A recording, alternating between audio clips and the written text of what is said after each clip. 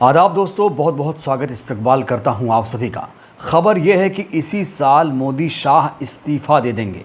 देश के एक बड़े नेता ने ये दावा करते हुए ऐलान कर दिया है कि 2026 में मोदी प्रधानमंत्री नहीं रहेंगे।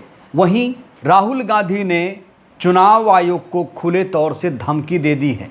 क्या कुछ कहा है राहुल गांधी ने वो भी आपको दिखाएंगे, लेकिन सबसे पहले दोस्तों हम बात करेंगे उमर खालिद की।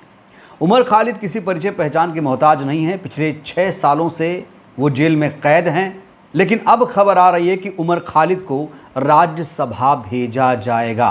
इस समय देश के तमाम मुस्लिम संगठनों ने डिमांड की है कि उमर खालिद को राज्यसभा भेजा जाए। देश के कई मुस्लिम संगठनों ने कांग्रेस आला कमान से जेल में बंद कार्यकर्ता उमर खालिद को राज्यसभा में नामित करने की डिमांड कर दी है। तर्क दिया जा रहा है कि इससे संवैधानिक मूल्यों और समावेशी राजनीति के प्रति पार्टी की प्रतिबद्धता का संदेश जाएगा। तो उमर खालिद को राज्यसभा भेजने के लिए बाकायदा अब मुस्लिम संगठनों ने सोनिया गांधी, राहुल गांधी, कांग्रेस आला कमान को एक पत्र भेज दिया है। न्यूज एजेंसी पीटीआई के अनुसार कहा जा रहा है कि उमर खालिद की राज्यसभा सीट के लिए सिफारिश राजस्थान मुस्लिम अलायंस के अध्यक्ष मोहसिन टोंक ने की है। उन्होंने कहा है कि उमर खालिद का चयन संवैधानिक मूल्यों और समावेशी राजनीति के प्रति प्रतिबद्धता का संदेश देगा।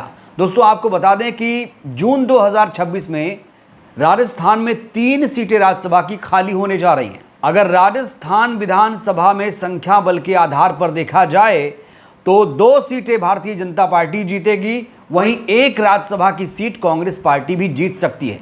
और इसी को ध्यान में रखते हुए देश के मुस्लिम संगठनों ने, खास तौर से राजस्थान के जो मुस्लिम संगठन हैं, वो ये डिमांड कर रहे हैं कांग्रेस पार्टी से उमर खालिद को अब राज्यसभा भेज दिया जाए। कहा जा रहा है ये काम कांग्रेस पार्टी को बहुत पहले ही कर लेना चाहिए, लेकिन देर आए दुरुस्त आए।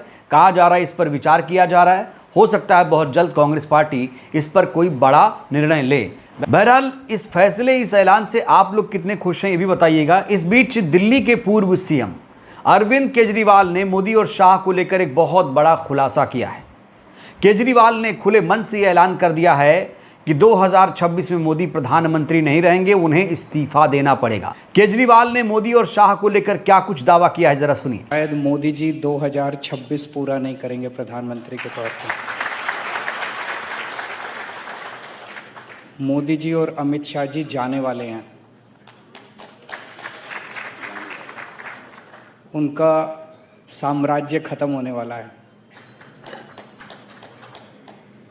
जनता के अंदर वो इतने अनपॉपुलर हो चुके हैं।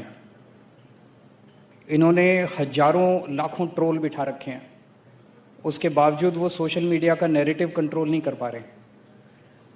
मोदी जी एक पोस्ट डालते हैं, आप उसके नीचे कमेंट्स पढ़ लो।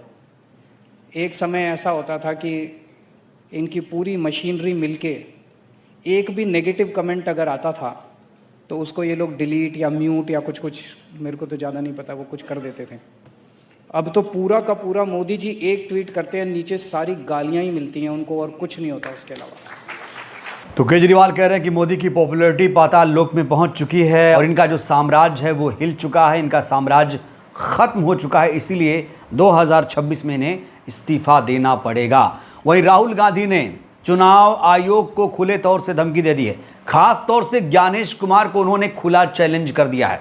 राहुल गांधी ने बड़ा बयान देते हुए कहा है जिस दिन सत्ता का परिवर्तन होगा उस दिन ज्ञानेश कुमार जेल जाएंगे। सुनिए राहुल गांधी ने चुनाव आयोग को किस तरीके से चेतावनी दी है। ज्ञानेश कुमार, डॉक्टर सुखबीर सिंह सांधू, डॉक्टर विवेक जोशी, याद रखिए ज्ञानेश कुमार, सुखबीर सिंह सांधू, विवेक जोशी, ये जो सत्य और असत्य की लड़ाई हो रही है, इलेक्शन कमीशन बीजेपी के सरकार के साथ मिलकर काम कर रहा है और इनको जितनी भी इम्यूनिटी देनी है दे दो। नरेंद्र मोदी जी ने इलेक्शन कमिश्नर्स के लिए कानून बदला, नया कानून लाए, कहा कि इलेक्शन कमिश्नर कुछ भी करे उन पर एक्शन नहीं लिया जा सकता है, उन पर कार्रवाई नहीं ली जा सकती है। मैं स्टेज से आपको कह रहा हूं, कांग्रेस पार्टी आपको कह रही है,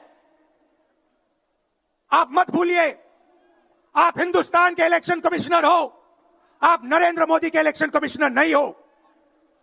और हम आपको साफ कह रहे हैं, यह जो कानून बना है, आपकी रक्षा करने के लिए कानून बना है। इस कानून को हम बदलेंगे, रेट्रोएक्टिवली बदलेंगे और आपके खिलाफ एक्शन लेंगे।